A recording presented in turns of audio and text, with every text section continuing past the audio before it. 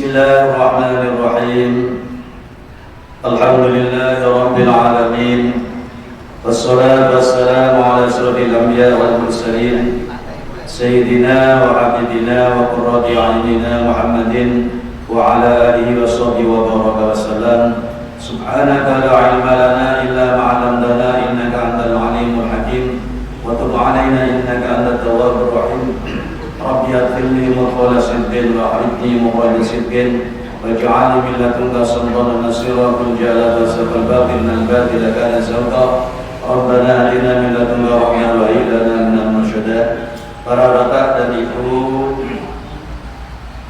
ASN di lingkungan masjid atau Kementerian Agama Kota Malang yang dirahmati Allah, alhamdulillah pada siang hari ini kita diberikan sehat walafiat, sehat jasmani, sehat rohani kita sehingga bisa makan enak dan apa yang dimakan, sehat iman Islam kita sehingga kita ditakdirkan oleh Allah untuk bisa melaksanakan sholat zuhur secara berjamaah. Mudah-mudahan seluruh aktivitas ibadah kita diterima oleh Allah Subhanahu wa taala. Menjadi sebabnya kita dirahmati dilindungi oleh Allah Subhanahu wa taala. Sebelum kita kembali ke kitab Maqasidus Shaum, saya akan menyampaikan tentang ma yajibu bi shaum Ramadan. Apa yang menyebabkan orang itu sehingga harus melaksanakan ibadah puasa. Saya ambil dari kitab Kasyifatus Sajjah, ya, sebuah kitab yang dikarang oleh Syekh Imam Alim Al-Fadil Abi Abdul Mufti Muhammad Nawawi sebagai syarah dari Safinatun Najah karya Syekh Al-Alim Al-Fadil Salim bin Samir Al-Hadrami. Ada 5 hal yang menyebabkan kita wajib melakukan puasa. Jadi yajib shaum Ramadan bi ahadi umuri khamsah. Puasa Ramadan itu wajib karena ada salah satu dari 5 hal. Yang pertama dikana li Sya'ban 30 yauman. Yang pertama orang itu wajib puasa Ramadan karena sempurnanya bulan Sya'ban 30 hari. Karena dalam kalender Qamariyah tidak ada hari itu 31 atau 28. Yang ada berapa? 28. Yang ada adalah 29 sama 30 dalam Qamariyah. Sehingga kalau Sya'ban sudah 30, maka orang wajib melaksanakan puasa Ramadan khususnya. Yang kedua, biru'yati hilal, sebab melihat tanggal 1 Ramadan. Ini kalau bukan orang yang ahli ru'yatul hilal susah. Kita aja mungkin nggak tahu apakah bulan itu nanti posisinya itu ya rumah atau mungkur.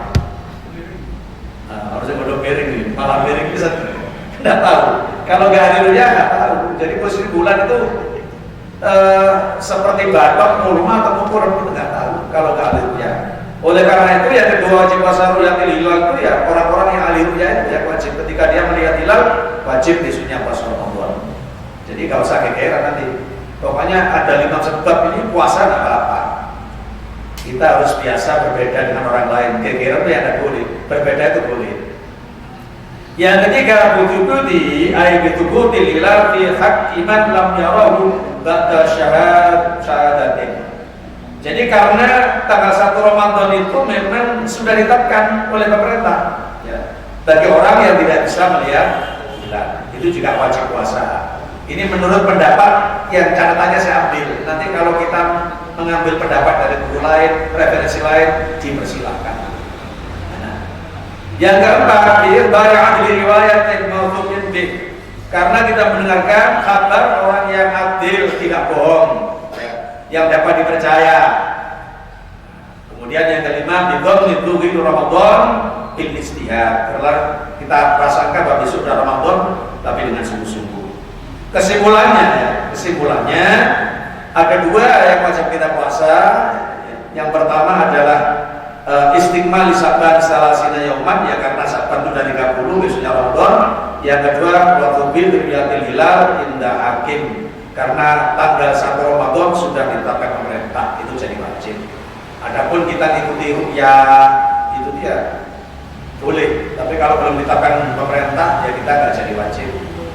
Kecuali yang lihat yang wajib. Kita mengikuti ilmu hisab boleh, ya. tapi tidak wajib. Kecuali hisabnya sudah tepat pemerintah memutuskan tidak jadi wajib. Jadi 5 hari dia wajib puasa. Kembali ke laptop. Kita masuk lagi kitab Maqasidus Shaum, tujuan-tujuan puasa. Kemarin sudah kita terangkan tentang 7 faedah puasa, yaitu diangkatnya derajat 1, yang kedua dihapusnya berbagai macam kesalahan, yang ketiga dipecahnya syahwat, ya. Yang keempat memperbanyak sedekah, yang kelima memperbanyak taat, yang keenam mensyukuri zat yang maha memberi kenikmatan-kenikmatan yang rahasia, yang ketujuh wal inzijar an khawatiril ma'asi, kita terbebas dari rentak keinginan kemaksiatan wal mukhalifat dan sesuatu yang menyalahi syariat agama. Fa amma rabbud darajat, adapun masalah diangkatnya derajat, fa liqouli sallallahu alaihi wasallam, ini tidak ekstrak di atas ya, tidak boleh atas. Jadi yang dimaksud dengan rabbud darajat, diangkat derajat orang puasa itu bagaimana? Karena ada hadis kata Nabi Muhammad SAW, idza jaa Ramadan futihat abwabul jannah wa ghuliqat abwabun nar wa suffidatis syayatin. Apabila datang bulan Ramadan, maka pintu surga itu dibuka, pintu neraka itu ditutup, dan setan itu dibelenggu. Ini nomor 3, akhrajal Bukhari, hadisnya sahih, diriwayatkan oleh Al-Imam Al-Bukhari. Jadi dibukanya pintu surga itu makan derajat bagi seorang mukmin, khususnya orang mukmin yang menjalankan puasa, karena ada jaminan surga itu. Termasuk ditutupnya pintu neraka, itu juga derajat bagi seorang mukmin. Orang mukmin kok masuk neraka, kan tidak asik, ya, tidak bagus. Makanya pintu neraka itu ditutup. Kemudian setan dibelenggu, itu juga derajat bagi seorang mukmin. Sebenarnya setan sudah tidak begitu menggoda kepada orang-orang yang puasa. Tapi kenapa orang-orang masih tergoda ketika berpuasa itu? Ingin makanan, sehingga terjadi perbedaan antara kelompok. Yang satu kepingin warung itu harus ditutup, yang satu ya biarkan, karena itu bisa untuk musafir, untuk orang-orang yang mundur dan sebagainya. Tetap terjadi perbedaan. Enggak usah geger, beda itu biasa, bertengkar yang tidak boleh. Jadi pendapatnya macam-macam. Ya, yang jelas, ya, setan itu sebenarnya tidak begitu agresif, udah pengen puasa itu. Cuma karena orang itu memiliki nafsu, yang nafsu ini sudah berbulan-bulan dididik oleh setan, sehingga kadang-kadang nafsu itu masih tidak kuat ditahan oleh seseorang yang melaksanakan ibadah puasa, sehingga kadang-kadang meskipun puasa masih melakukan kemaksiatan. Jadi khusus derajatnya orang yang berpuasa. Sebenarnya sehari ya kita nggak membenci orang lain, itu udah derajat bagi kita. Sehari-hari kita tidak hibah, tidak ngerasani orang lain, itu derajat bagi kita. Sehari ini kita tidak marah, itu derajat bagi kita. Jadi pokoknya kita bisa melakukan kebaikan-kebaikan, itu sudah derajat bagi kita semua. Wa yuqali sallallahu alaihi wasallam hikayatan an Rabbi azza wa jalla, dan karena ada hadis Nabi sallallahu alaihi wasallam yang menceritakan dari Tuhannya azza wa jalla, maha luhur, maha agung Allah. Maksudnya ini hadis qudsi.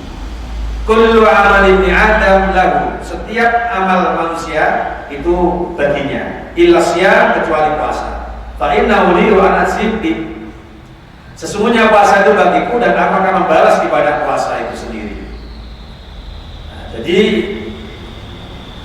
rahasia pahala puasa ini dirahasiakan oleh Allah Subhanahu wa taala, itu derajat bagi seorang mukmin karena pahalanya dirahasiakan oleh Allah. Pahalanya dirahasiakan, saking banyaknya pahala yang akan diberikan, pahalanya dirahasiakan. Kalau amal-amal yang lain bisa ditujukan oleh Allah Subhanahu wa taala. Ya, khusus puasa ini dirahasiakan oleh Allah agar orang mau berlomba-lomba. Ya, cuma kan orang itu melaksanakan sesuatu yang belum tahu tentang keutamanya apa, biasanya rasa-rasa. Inilah yang membedakan kita sebagai hamba Allah yang total atau hanya sedikit kita mengaku sebagai hamba. Padahal ketika berbuat ibadah, kita ada sesuatu yang kita harapkan di balik itu. Kalau sudah seorang hamba, tidak perlu mengharapkan apa-apa. Ya sudah, disuruh ibadah ya ibadah, beri ganjaran ya ibadah, nggak diberi pahala ya ibadah. Tapi syariat mengatakan orang ibadah itu diberi pahala oleh Allah Subhanahu Wa Taala. Jadi dirahasiakannya pahala itu merupakan derajat bagi seorang. Faidah karena yang musuhnya hatikum, apabila ada ya hari puasa salah seorang di antara kamu fala yarfus, maka hendaknya dia tidak berkata turno, berkata jelek. Rofat itu banyak ulama yang menakwili sebagai kata-kata yang turno yang menjurus ke pornografi. Ya, udahlah paham, nggak usah diterangkan detail ya. Berkata-kata turno itu ya kan paham, ya itulah. Itu. Jadi faidahkan yaum sumya adilu fala yarfus, jangan berkata-kata kotor. Yaumaidin ketika itu wala yasqat, dan jangan mengadakan permusuhan. Jadi jangan berkata kotor pada orang lain, jangan merasa benci, merasa tidak enak, gondol pada orang lain, jangan. Fala yarsus wala yasqat. Fa in saba wa adl aw qatalahu, jika ada seorang misui kamu, kemudian atau mengajak bertengkar atau mengajak berkelahi, bukan hanya bunuh-membunuh, berkelahi, falyakul inni mur'un shaimun, sesungguhnya aku adalah seorang yang berpuasa. Meskipun pada dasarnya dijelekin orang itu balas jelekin oleh ngapunten, tak ceritakan jelek, contoh jelek ibarat matamu itu elek, tapi misalnya dibalas matamu diri, nah, itu nggak dosa itu. Nah, kalau ngomong matamu dibalas oleh matamu pijat pinggang, lah kita dosa dua, pijat sama pinggang itu dosa lagi. Jadi kalau dibalas mata itu nggak apa-apa. Tapi kalau orang yang berpuasa dijelekin orang nggak balas, ini umrun shaimun atau ini shaimun, saya puasa, kamu apa-apa nggak akan balas. Kalau bahasanya kita pernah solibat itu udah biarin aja, kita dijelekin, nanti kan mati sendiri. Kalau udah mati kan nggak jelekin kita. Dia mati dulu berarti dia nggak jelekin kita, atau kita mati kita udah nggak dijelekin orang lain.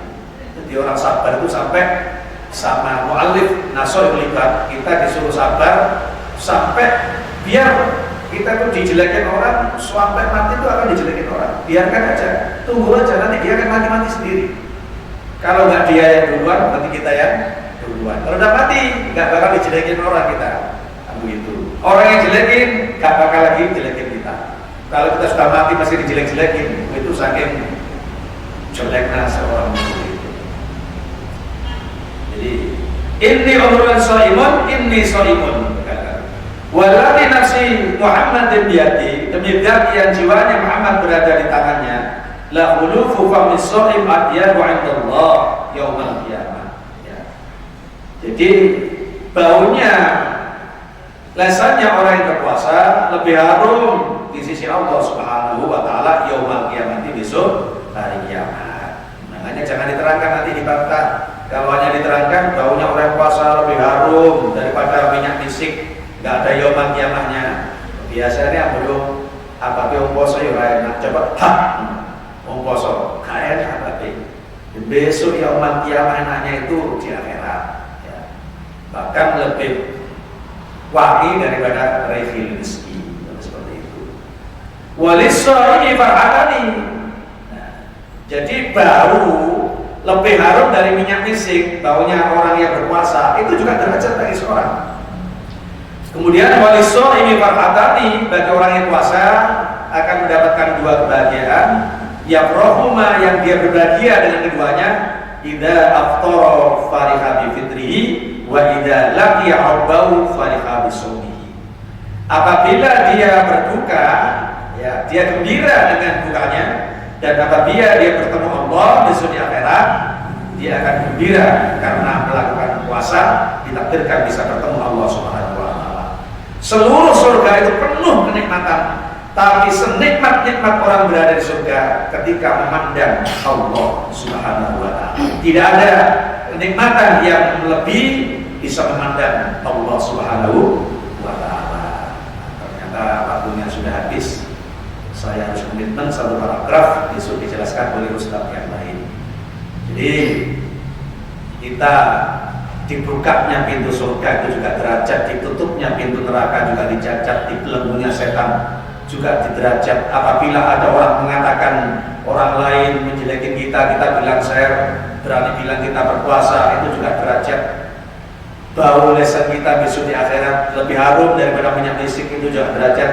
Besok kita bisa melihat Allah Subhanahu wa taala, juga derajat. Salah satu yang diberikan oleh Allah kepada orang yang melakukan ibadah puasa. Ya, memang waktu sedikit, mudah-mudahan meskipun sedikit menjadi ilmu yang manfaat, menjadi ilmu yang berkah, sehingga kita bisa melaksanakan puasa Ramadan dengan sempurna. Demikian kajian pada siang hari ini, mudah-mudahan manfaat dan berkah. Nanti pada pertemuan yang akan datang, dalam kajian itu bisa saja langsung angkat tangan bertanya. Ya, berdebat tidak perlu, kalau tanya dijawab ya sudah. Nanti kurang paham ditanyakan lagi, dijawab lagi, sudah selesai. Yang perlu itu ilmu, lebih perlu diamalkan daripada diperdebatkan. Ya, karena memang macam-macam gitu. Torekohnya suar gue dan ada wolu, jadi macam-macam. Ya, mudah-mudahan manfaat berangkat. Kurang lebihnya mohon maaf. Wallahualam. Assalamualaikum warahmatullahi wabarakatuh.